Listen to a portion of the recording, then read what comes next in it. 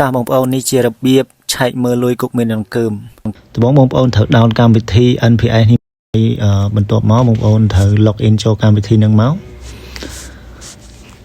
នេះមកដល់កន្លែងនេះបងប្អូនត្រូវចុចសញ្ញា log in ខាងលើពណ៌ទឹកក្រូចនឹងមកនឹងបន្ទាប់មកវានឹងចូលមកដល់កន្លែងនេះបងប្អូនចុច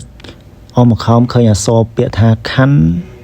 ចង់ in ជើងនឹងមកបងប្អូនចុចលើនឹងហើយបងប្អូន select ទៅលើការកៅថកមកព្រោះយើងភ្ជាប់ជាមួយការកៅថក select លើការកៅថកមកដល់កន្លែងនេះបងប្អូនឃើញខាងលើគេដាក់អ៊ីរឹមខាងក្រោមគេដាក់កន្លែងថ្ងៃខែឆ្នាំកំណើត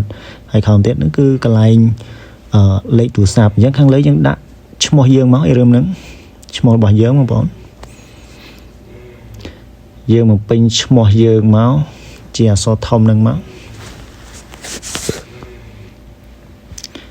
ហើយខាងក្រោមនេះយើងត្រូវបំពេញឆ្នាំមុនបងប្អូនព្រោះនៅកូរ៉េគេត្រូវបំពេញឆ្នាំទៅសេឆ្នាំមកបន្ទាប់មកបានទៅសេខែហើយបានទៅសេថ្ងៃ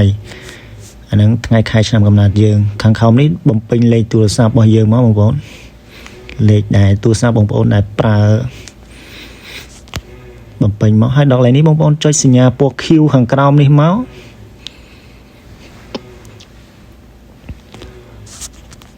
នេះមកដល់ចំណុចនេះបងប្អូនត្រូវចុចសញ្ញាគ្រីសទាំង3ចុចខាងលើមួយមកវានឹង load គ្រីសទាំង3ហើយចុចសញ្ញាពណ៌លឿងនឹងមកខាងក្រោមហ្នឹង verify នឹងមក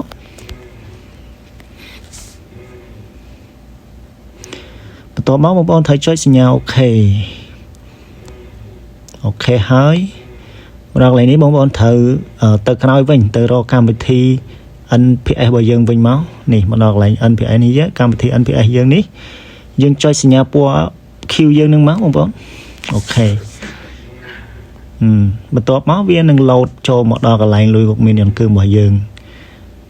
ងាយស្រួលបងប្អូននេះខាងលើនេះជាលុយគុកមានដង្កើមរបស់យើងនេះជាលុយរបស់ខ្ញុំរយៈពេលប្រហែលខែនេះណែអរគុណច្រើនបងប្អូនមានតែប៉ុណ្្នឹងទេ